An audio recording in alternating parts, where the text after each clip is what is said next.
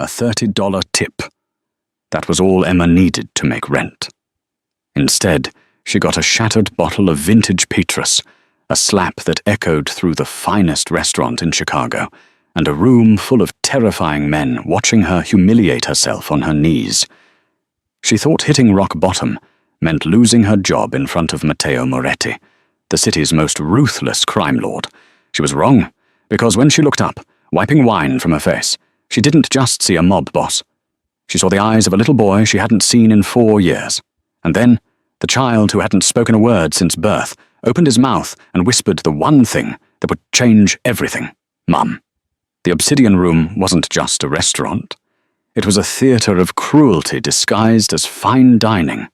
Located in the heart of Chicago's Gold Coast, it was the kind of place where the napkins were made of Egyptian cotton, and the silence was heavy enough to crush you. Emma Moore adjusted her apron in the back alley, taking a deep breath of the freezing November air. Her hands were trembling. They always trembled lately.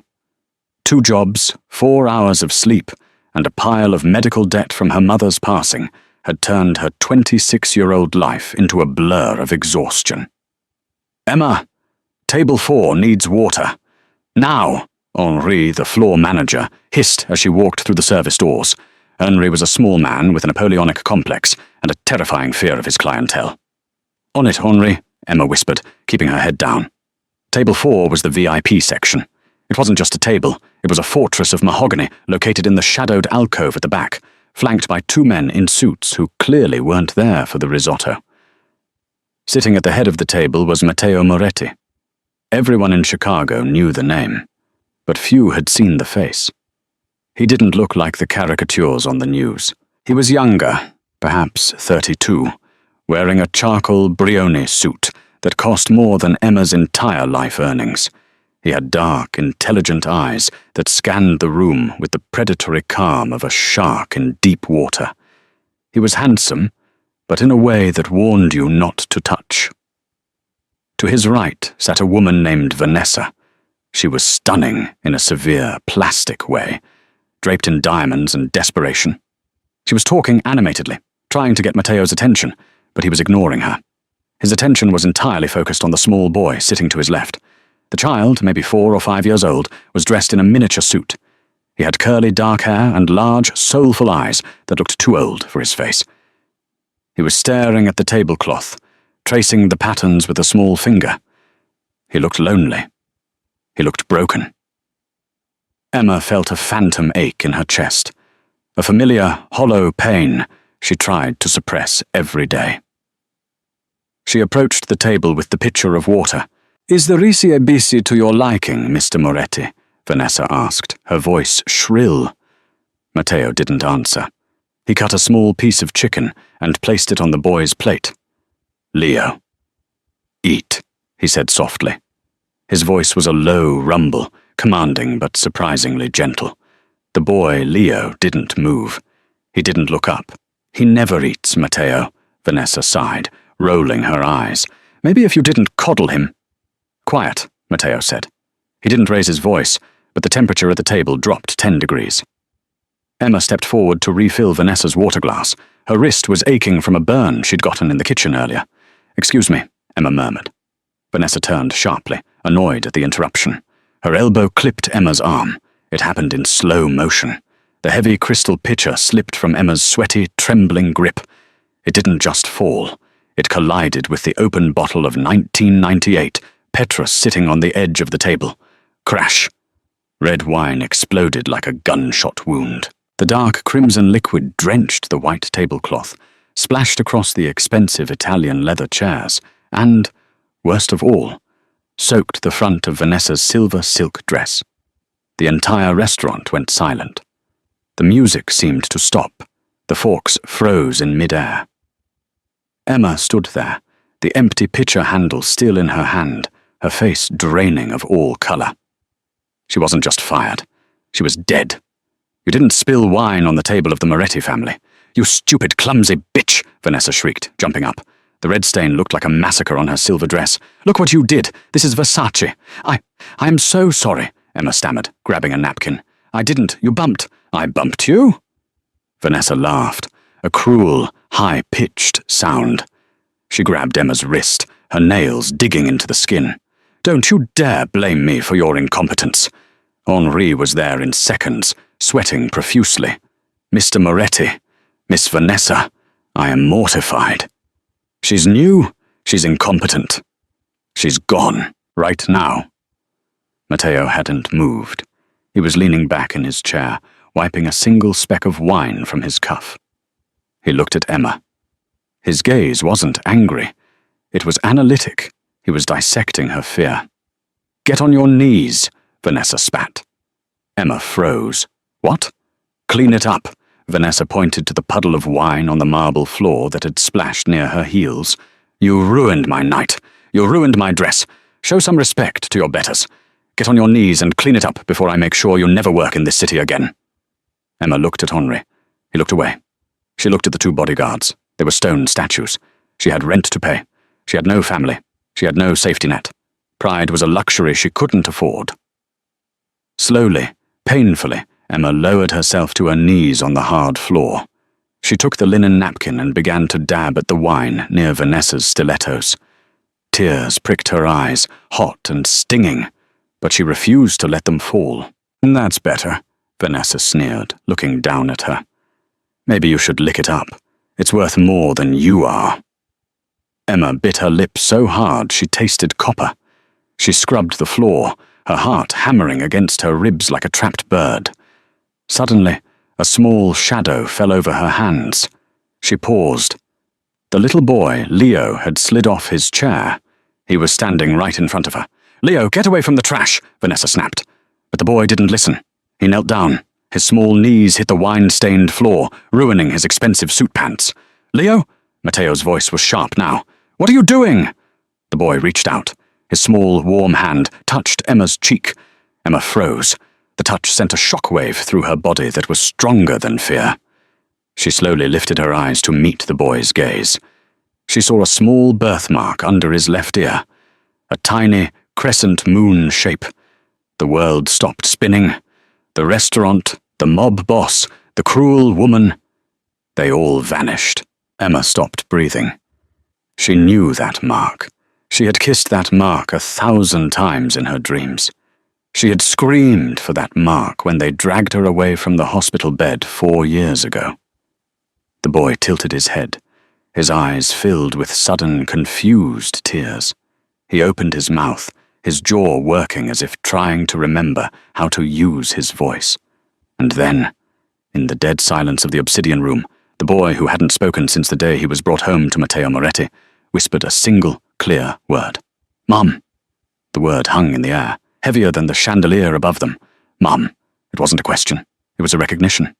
Vanessa scoffed, breaking the silence. "What? Oh my God, the kid is confused. He thinks the help is his mother. That's pathetic, Matteo. Even your son knows this woman belongs on the floor." Matteo didn't look at Vanessa. He stood up. The movement was fluid and terrifyingly fast. The chair scrapped loudly against the floor. "Henri," Matteo said. His voice was very quiet. "Yes, Mr. Moretti." The manager was trembling so hard he looked like he might faint. "Clear the room." "Sir? Everyone out, now." It wasn't a request. "But," Vanessa started. "You too, Vanessa," Matteo said, not looking at her. His eyes were locked on Emma and the boy. "Matteo, you can't be serious. Over a waitress?" Matteo finally looked at her. His eyes were devoid of light. "Get out before I have you thrown out." Vanessa went pale. She grabbed her purse and stormed out, her heels clicking angrily against the marble. The other diners, sensing the shift in atmospheric pressure, scrambled to leave, abandoning half-eaten steaks and full glasses of wine. Within 2 minutes, the restaurant was empty, except for Matteo, his guards, Henri, Emma, and Leo. Emma was still on her knees, paralyzed. Her hand was covering the small hand that rested on her cheek. She was trembling violently now. "It's him. It's really him."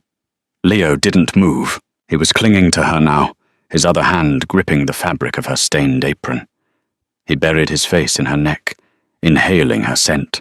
Soap, exhaustion, and cheap vanilla perfume. Matteo walked around the table, his shoes, Italian leather, polished to a mirror shine, stopped inches from Emma's knees. "Stand up," he commanded. Emma couldn't. Her legs had turned to water. She was hugging the boy back now, instinct overriding her survival skills. She wrapped her arms around his small frame, shielding him. "I said, stand up," Matteo repeated, his voice harder. He reached down, grabbing Emma by the upper arm. He hauled her to her feet with effortless strength, but Leo refused to let go. The boy was attached to her hip, his legs wrapped around her waist, his face buried in her shoulder.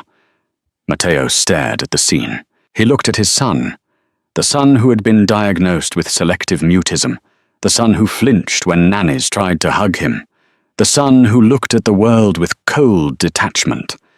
And now, that same boy was clinging to a waitress with wine in her hair, as if she were the only life raft in the ocean. Matteo looked at Emma, really looked at her.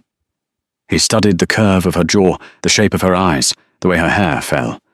He was searching his memory. He had a file on his son's biological mother.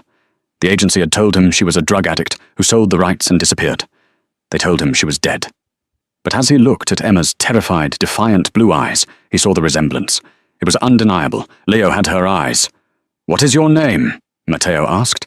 "Emma," she whispered. "Emma Moore."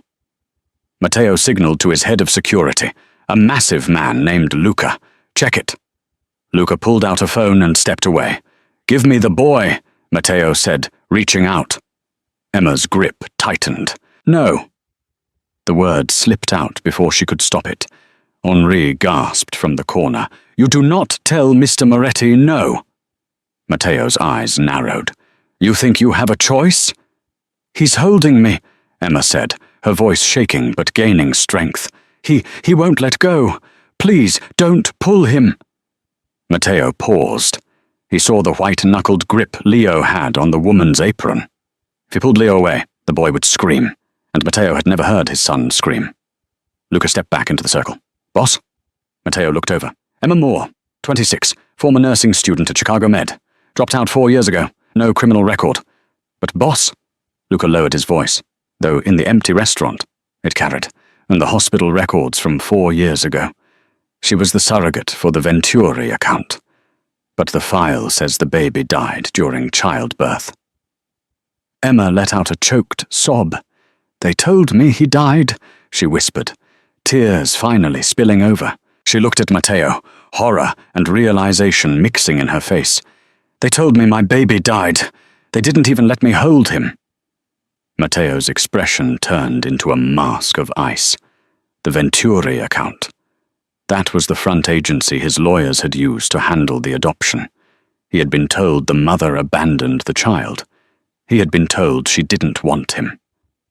"Who told you that?" Matteo asked, his voice dangerously low. "The doctor. Dr. Evans," Emma cried, stroking Leo's hair. He said there were complications. He said the baby didn't make it. I never signed any adoption papers. I never gave him up." Matteo felt a cold rage settle in his gut. He was a criminal, yes. He was a killer, yes. But he had a code. He didn't steal children from grieving mothers. He had paid $3 million for a legal surrogacy and adoption because his late wife couldn't conceive. He had been told the surrogate was a willing participant who took the money and ran. If what this waitress was saying was true, then someone had lied to Matteo Moretti. And people who lied to Matteo Moretti didn't stay alive very long. But first, he had a problem. He looked at the waitress, poor, stained with wine, humiliated. Then he looked at his son, who was finally peaceful. "Henri," Matteo said. "Yes, Mr. Moretti?" "You fired her, correct?" Yes, absolutely. She is gone." Henri nodded vigorously. "Good." Matteo turned to Emma. "You're coming with me." Emma's eyes went wide. "What? No, I'm not going anywhere with you." "You don't have a job," Matteo said calmly, "and you have my son attached to your body. Unless you want me to cut him off you, you're getting in the car." "I'm calling the police," Emma said, though she made no move to reach for a phone. Matteo stepped closer. He smelled of sandalwood and gunpowder. He leaned down, his lips close to her ear. "Emma, if what you say is true, and they stole him from you, then the people who did it are still out there. If you walk out that door alone, you are a loose end. And loose ends get cut." He pulled back, his dark eyes locking onto hers. I am the only one who can find out the truth. And right now, he gestured to Leo, who had fallen asleep on her shoulder, exhausted by the emotional outburst. I am the only one he trusts. Emma looked down at the sleeping boy, her son, alive, warm. She looked at Matteo.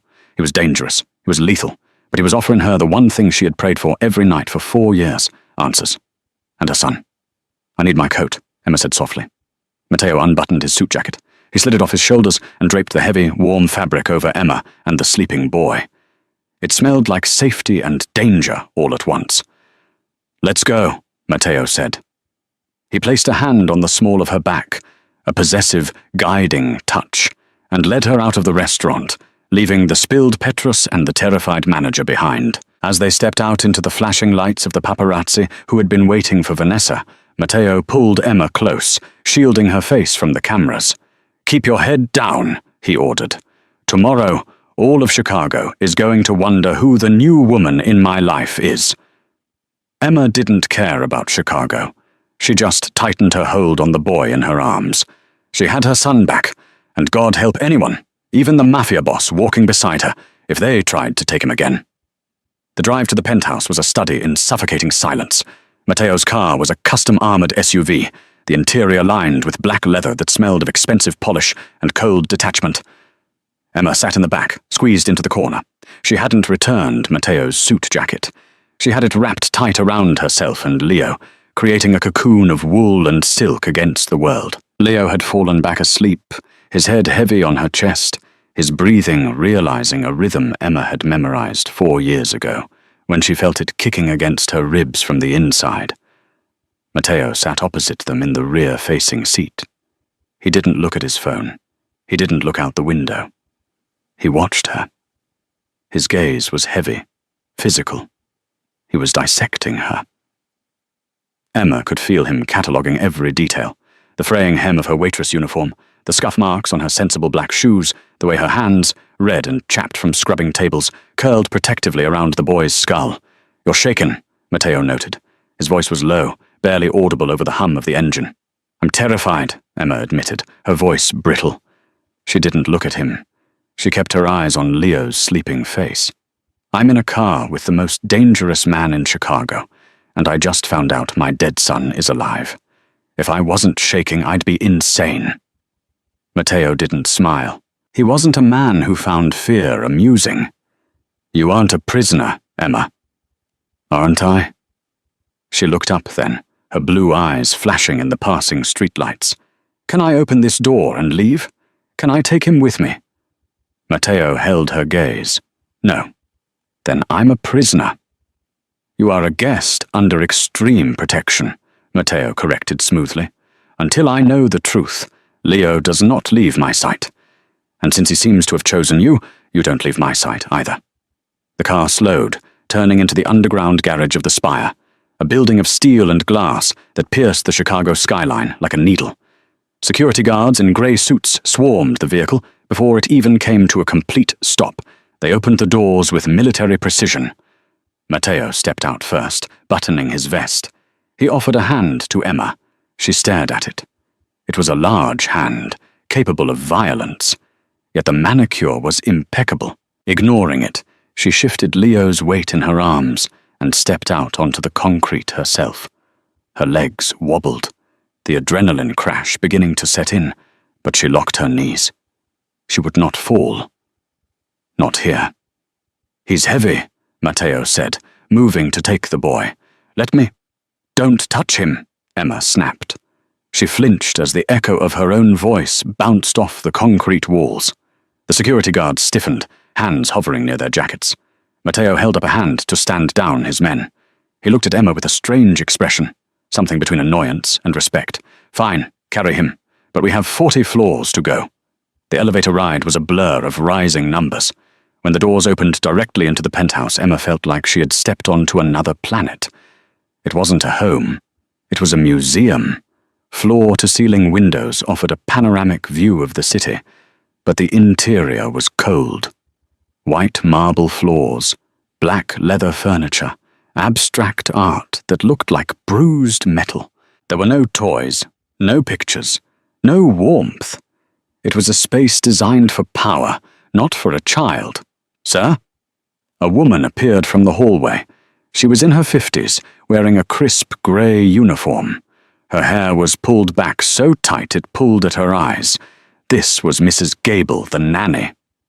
"Mrs. Gable," Matteo said, shrugging off his holster and handing it to a guard. "We have a guest." Mrs. Gable's eyes widened as she saw the dishevelled waitress standing in the foyer, wine stains on her apron, holding the sleeping heir to the Moretti Empire. "Oh my," Mrs. Gable sniffed. "Is Master Leo all right? He should be in bed. It's past 9. His schedule—" "Screw the schedule," Matteo muttered. He walked to the wet bar and poured himself a drink. "Emma will be putting him to bed tonight." Mrs. Gable bristled. "Sir, with all due respect, Master Leo has a routine. He requires a specific environment to decompress. A stranger will only agitate him." "She isn't a stranger," Matteo said, taking a sip of the amber liquid. He turned to look at them. "Leo spoke tonight. Mrs. Gable." The nanny froze. "He— What?" "He spoke. To her." Matteo pointed his glass at Emma. Mrs. Gable looked at Emma with renewed scrutiny, but this time there was jealousy in the mix. "That is impossible. The specialist said—" "Leo is waking up," Emma whispered, cutting through the tension. The boy stirred in her arms. He lifted his head, eyes blinking open. For a second, panic seized his small face as he saw the unfamiliar room. Then he saw Emma. His shoulders dropped.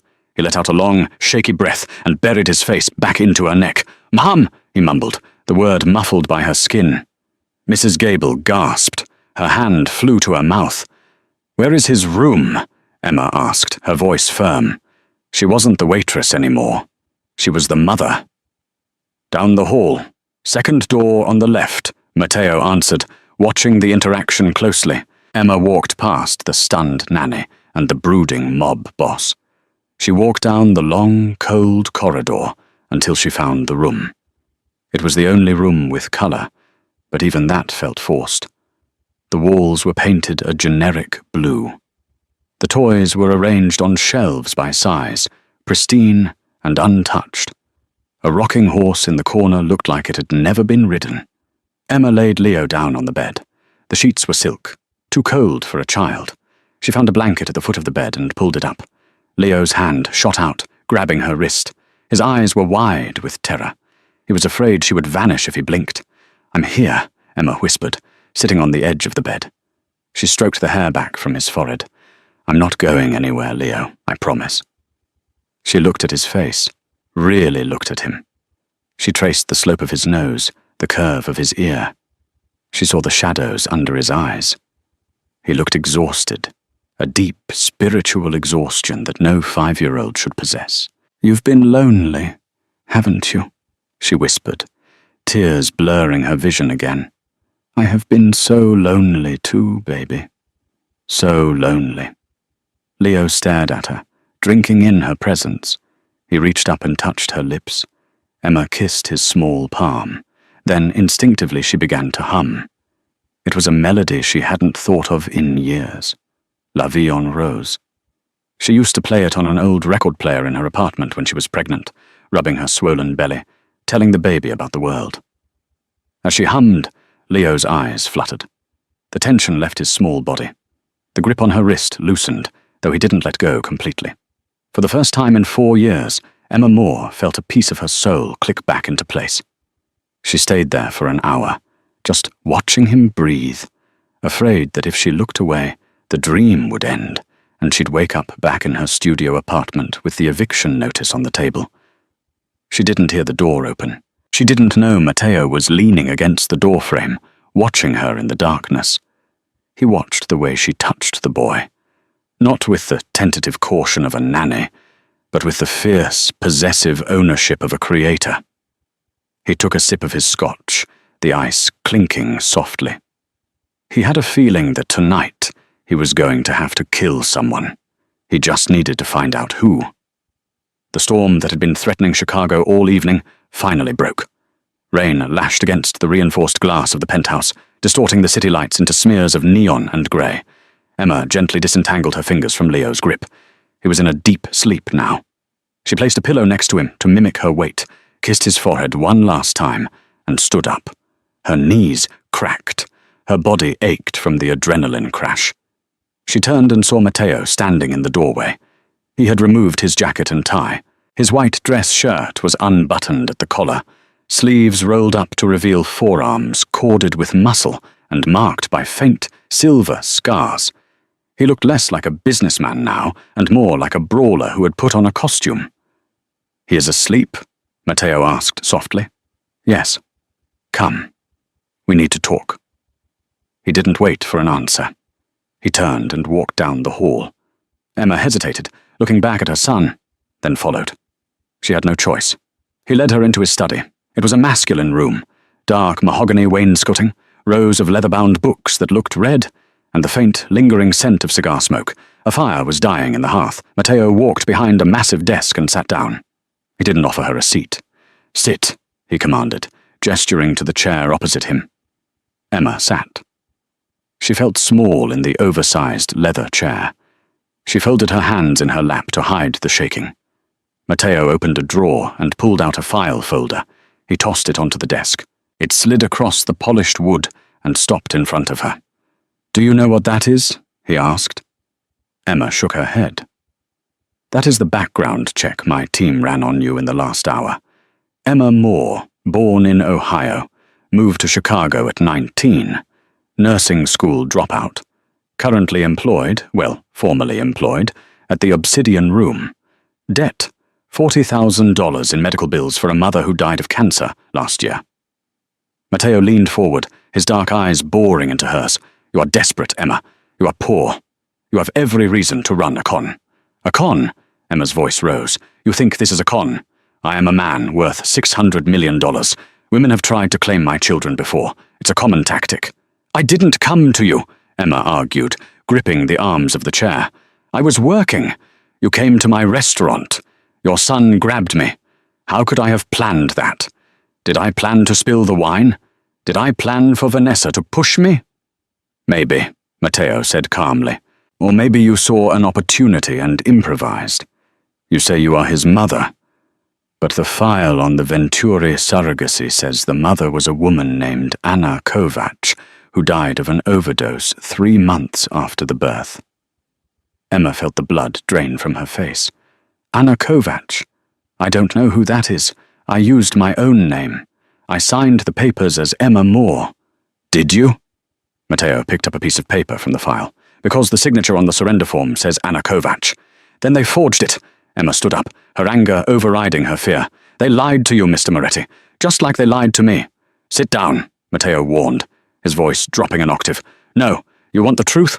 Look at me." Emma began to unbutton her waitress uniform. Matteo's hand moved instinctively towards the drawer where he kept his gun, his eyes narrowing. "What are you doing?" "Showing you the receipt," Emma spat. She pulled the uniform down, revealing the white cotton tank top underneath. With trembling hands, she pulled the tank top up, exposing her stomach. Her skin was pale, her ribs showing slightly from months of skipping meals to save money. But there, cutting horizontally across her lower abdomen, was a scar. It wasn't a neat, cosmetic surgery scar. It was jagged, ugly. A thick, pinkish-white keloid line that looked like it had been stitched in a hurry. "Look at it," Emma demanded, tears streaming down her face. "Does that look like I sold my baby and walked away? They cut him out of me. It was an emergency C-section. I was 36 weeks pregnant. My blood pressure spiked. Preeclampsia." Matteo stared at the scar. He had seen many scars, knife wounds, bullet holes. He knew what violence looked like on the human body. This was a wound of trauma. "I woke up 2 days later," Emma continued, her voice breaking, "tied to the bed. Dr. Evans, he came in. He told me the baby's lungs weren't developed. He said he died within minutes. He said it was for the best because I was young and broke." She dropped her shirt and collapsed back into the chair, burying her face in her hands. "I begged to see the body. They said he had already been cremated. They gave me an urn, a tiny little urn." Emma looked up, her eyes haunted. I buried an empty urn, Mr. Moretti. For 4 years I have been mourning a pile of ash while my son was sleeping in your house." The room was silent. The only sound was the rain and the crackle of the dying fire. Matteo sat motionless. His mind was racing, connecting dots he hadn't realized were there. When he had arranged for the surrogacy, he had used a lawyer, Marcus Thorne. Thorne had recommended the Venturi agency. Thorne had handled the payments. Thorne had brought him the baby, healthy and screaming, claiming the mother wanted no contact.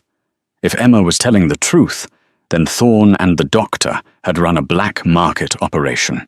They had likely charged Matteo millions for a private adoption, while telling the surrogate her baby died to avoid paying her or dealing with custody rights. They had stolen a child, and they had made Matteo Moretti an accomplice to a kidnapping. Matteo felt a cold, metallic rage settle in his chest. It was a familiar feeling. It was the feeling he got before he went to war. He stood up and walked around the desk. He stopped in front of Emma. She flinched, expecting a blow. Instead, Matteo knelt. It was a strange mirror to the restaurant scene earlier. He was on one knee, bringing himself to her eye level. "The doctor," Matteo said, his voice terrifyingly calm. What was his full name? "Dr. Aris Evans," Emma whispered. "St. Jude's Memorial." "And the agency handler. Did you meet him?" "A woman. She called herself Beatrice. She had red hair, a scar on her chin." Matteo nodded slowly. He knew a Beatrice. She was a fixer for the cartel down south. He stood up, the movement fluid. He walked to his desk, picked up the phone, and dialed a single number. "Luca," Matteo said into the receiver. "Wake up the boys." A pause. "I need Dr. Aris Evans found. Tonight. I don't care if he's in surgery. I don't care if he's sleeping with the mayor. Bring him to the warehouse on 5th. Alive." "Barely." He hung up. Emma stared at him. "What are you going to do?" Matteo poured himself another scotch. He didn't drink it. He just swirled the liquid, watching the vortex. "I am going to fix a mistake," Matteo said. He looked at Emma. The suspicion was gone from his eyes, replaced by a dark intensity. "You stay here. Mrs. Gable will bring you clothes. You do not leave this penthouse. You do not answer the door. You do not go near the windows." "Where are you going?" Emma asked, standing up. Matteo walked to the door. He paused, his hand on the frame. "I'm going to have a conversation with a doctor about his mortality rate." He looked back at her. "Go back to Leo. If he wakes up, tell him—" Matteo hesitated. He wasn't used to sending messages of comfort. "Tell him I'll be back." "Matteo," Emma said. It was the first time she had used his first name without a title. He stopped. "Thank you," she whispered. Matteo's jaw tightened. "Don't thank me yet, Emma. I'm the reason you lost 4 years of his life. I'm the one who paid the people who stole him. You didn't know." "Ignorance is not an excuse in my world," Matteo said darkly. "It's a liability." He walked out, the heavy oak door clicking shut behind him. Emma stood alone in the study of the most dangerous man in the city, but for the first time in years, she didn't feel afraid of the dark. She felt the stirrings of something more dangerous than fear. Hope. She turned and ran back towards the bedroom, towards the son who had finally come home. The warehouse on 5th Street was a relic of Chicago's industrial past, a cavern of rusted iron and rotting wood that smelled of wet cardboard and the murky river nearby. The rain hammered against the corrugated tin roof, a relentless, deafening drumbeat that drowned out the city outside. Inside, under the glare of a single, swinging halogen bulb, Dr. Aris Evans sat zip-tied to a wooden chair. He was a man who prided himself on his manicured hands and his silk ties. Now, his lip was split, his glasses lay shattered on the concrete, and his expensive Italian loafers scuffed against the dirty floor as he tried to push himself backward. Matteo Moretti stood in the shadows, just outside the circle of light.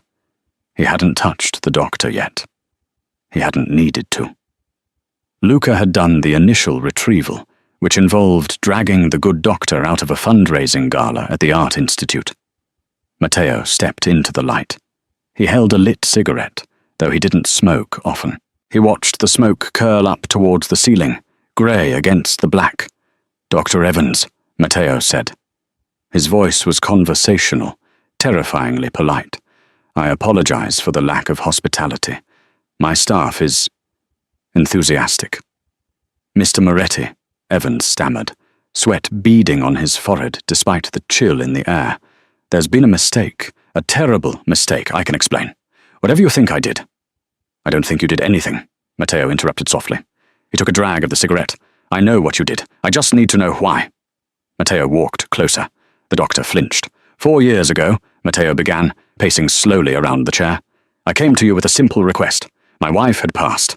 I wanted an heir.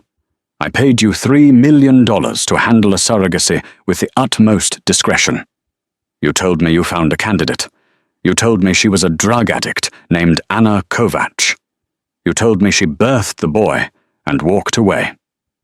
Matteo stopped behind the chair. He leaned down, his voice a whisper against the doctor's ear. Tonight, I met a waitress named Emma. She has a scar on her stomach that looks like it was stitched by a butcher, and she tells me you told her the baby died. Evans went pale. She's lying.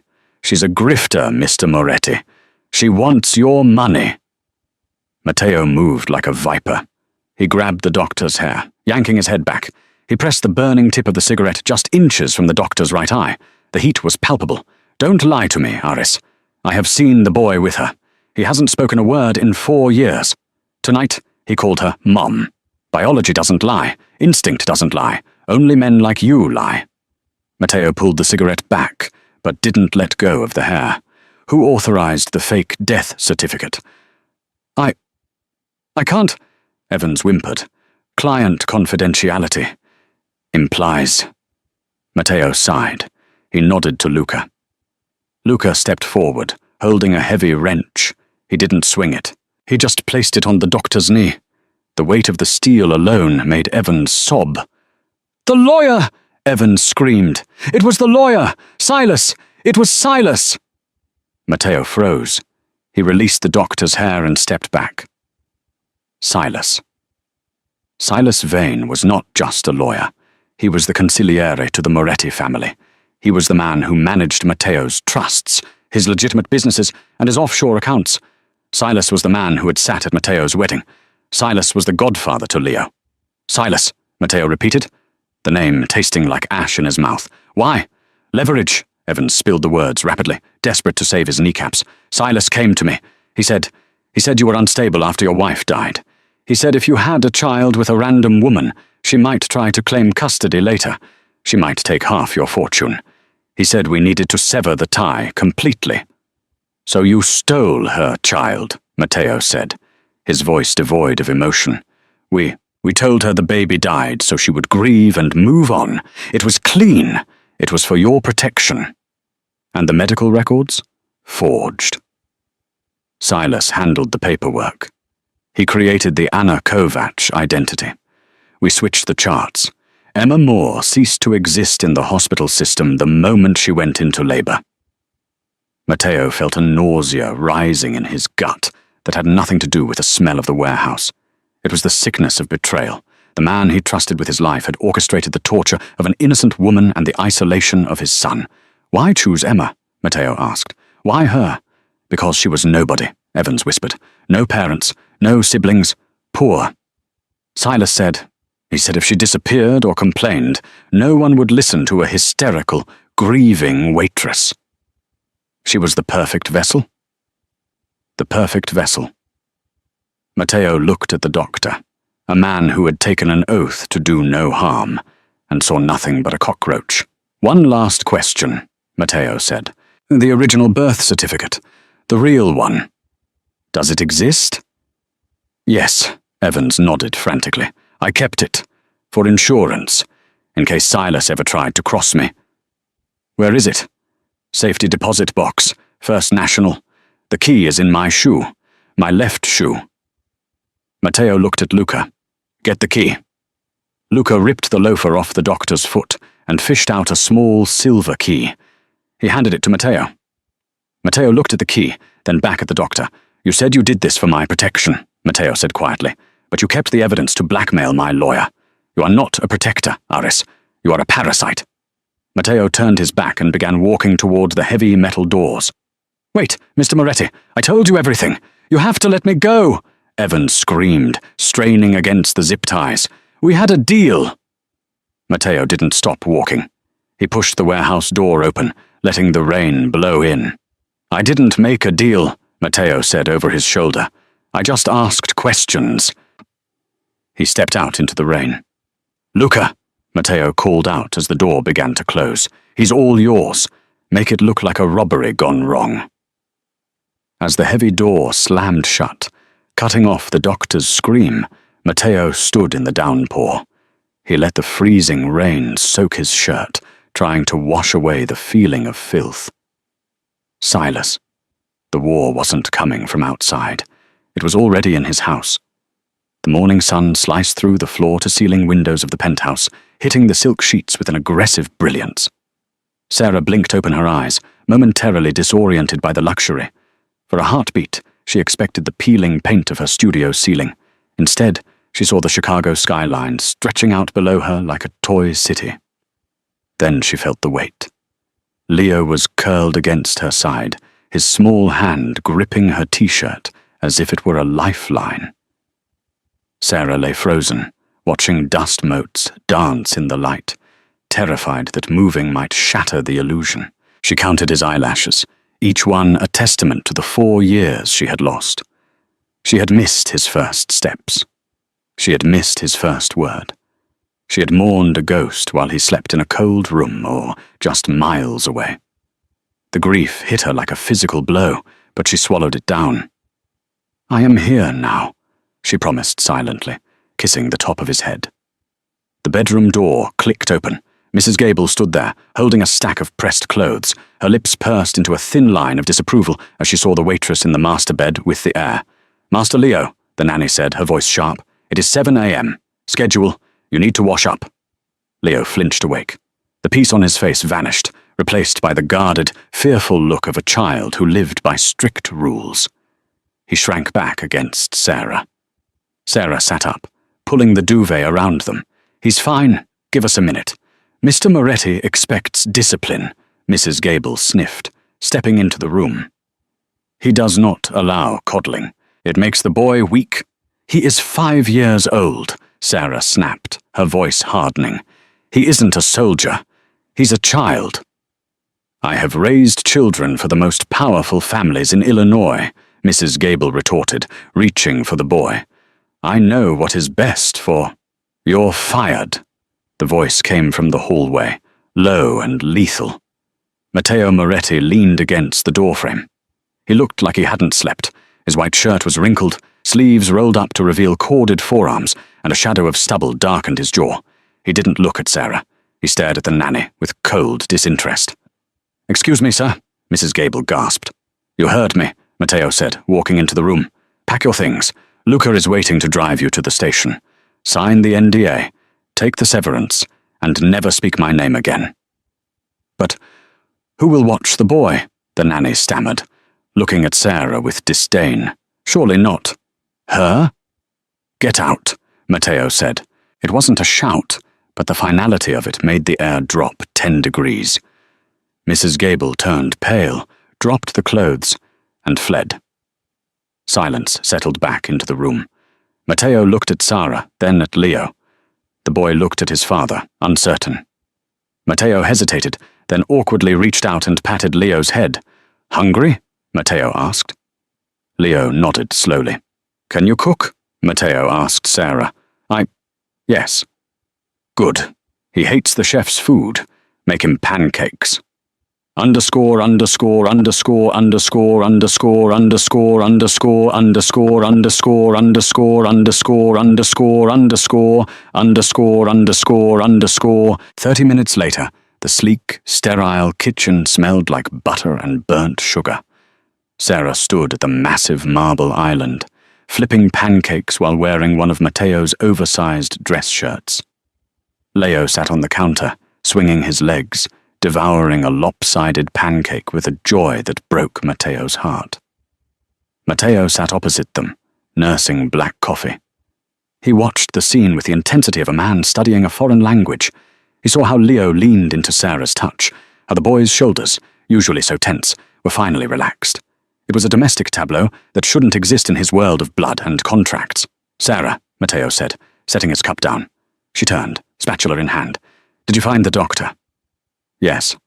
"And?" "He confirmed it," Matteo said, his voice lowering so Leo wouldn't hear. "You were targeted. It wasn't an accident. It was my lawyer, Silas. He orchestrated the fake death certificate.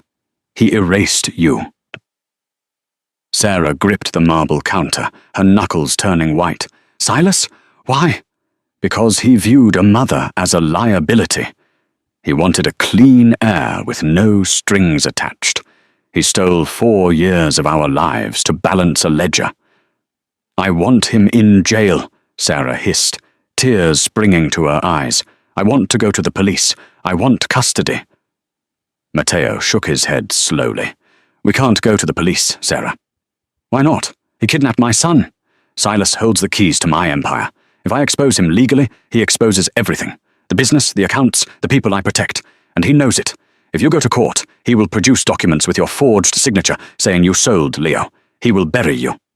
"So what?" Sarah's voice cracked. "I just live in the shadows. I have to be the nanny." "No." Matteo stood up. He walked around the island, stepping into her personal space. He smelled of rain and danger. "Silas thinks you are a loose end, a weak point he can exploit to control me. We need to prove him wrong. We need to make you untouchable." "How?" Matteo looked down at her. He saw the fire in her eyes, the same fire he had seen when she refused to let go of Leo at the restaurant. "Marry me," Matteo said. Sarah blinked. "What?" "Marry me. Today. We go to City Hall." You're insane. We don't love each other." "This isn't about love, Sarah. It's about war," Matteo said, his dark eyes locking onto hers. "As my wife, you have spousal privilege. You have legal standing. You own half of everything I have.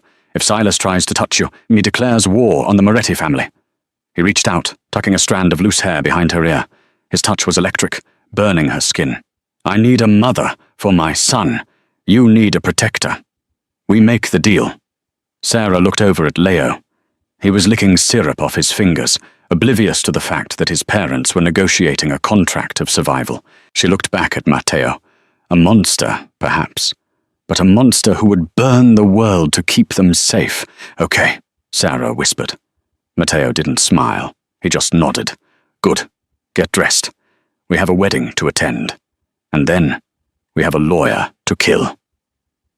The ink was barely dry on the marriage license when the elevator doors to the penthouse slid open. It wasn't a guest. It was Silas Vane. The lawyer strode into the living room, a briefcase in hand, looking every inch the master of the universe. He stopped dead when he saw them. Matteo was pouring champagne. Leo was playing with a set of wooden blocks on the rug, and Emma stood by the window, wearing a white silk dress that cost more than her childhood home. "Matteo," Silas said, his voice tight. "We have a problem. I got a call from the precinct. Dr. Evans is missing, and there are rumors you were seen at the warehouse." He glanced at Emma with a sneer. "And what is she still doing here? I thought we agreed to clean up the mess." Matteo took a slow sip of champagne. "Hello, Silas. You're just in time for a toast." "A toast?" Silas loosened his tie, agitated. "Are you listening to me? If Evans talks, the surrogacy fraud blows up. We need to move the boy, and we need to get rid of the girl now." Silas reached into his jacket, likely for a phone to call his own cleanup crew. "Don't," Emma said. Her voice rang out, clear and steady. She stepped away from the window. She wasn't shaking anymore. The fear that had defined her life for 4 years had evaporated, replaced by the cold steel of a mother protecting her young. Silas laughed. "Excuse me?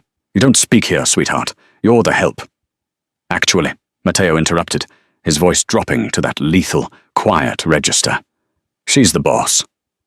Matteo walked over to Emma and wrapped an arm around her waist. It was a possessive, unbreakable hold. He lifted his glass. "Silas, I'd like you to meet my wife, Mrs. Emma Moretti." Silas froze. His face went grey. The briefcase slipped from his fingers and hit the floor with a dull thud. You can't be serious. You married her? She's a liability. She is the mother of my son, Matteo said, and thanks to spousal privilege and the marriage contract we just signed, she is now the legal owner of half my assets, including the building you're standing in. Emma stepped forward. She walked right up to the man who had stolen her life. She saw the sweat breaking out on his upper lip. You told me my baby died, Emma whispered, her eyes boring into his. You let me mourn a box of ash so you could keep your accounts balanced. It was business, Silas stammered, backing away toward the elevator. Emma, listen. I can compensate you. We can work something out. There is no compensation for time, Emma said. She looked back at Matteo. Get him out of my house. Matteo nodded to Luca, who had silently materialized from the shadows.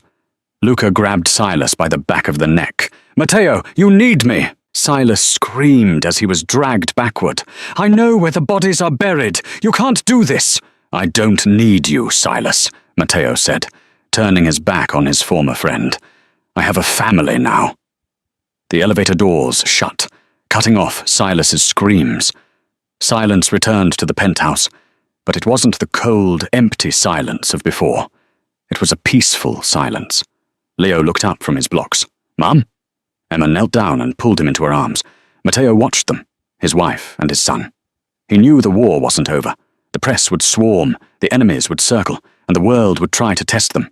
But as he looked at Emma, who was looking back at him with a mixture of gratitude and a new, fierce love, Matteo Moretti smiled. Let them come. They were untouchable. And that is the story of Emma Moore, a woman who started her day scrubbing floors and ended it as the queen of the Chicago underworld. What makes this story so powerful isn't just the Mafia drama or the luxury. It's the primal force of a mother's love. Emma faced the most dangerous men in the city, not with a gun, but with the undeniable truth of her bond with her son. It forces us to ask, how far would you go to reclaim what was stolen from you? Matteo found his humanity through Emma, and Emma found her power through Matteo. In a world of lies and crime, they found the one thing that was real: family. Wow, what a journey. If your heart was racing during that final confrontation with Silas, hit that like button right now. I want to know what you think. Do you think Matteo deserves forgiveness, seen as for his part in the beginning, or is he just as bad as the rest of them? Let me know your thoughts in the comments below. If you want more stories about secrets, betrayal, and unexpected romance, make sure to subscribe and turn on the notification bell so you never miss a upload. Thanks for watching, and I'll see you in the next story.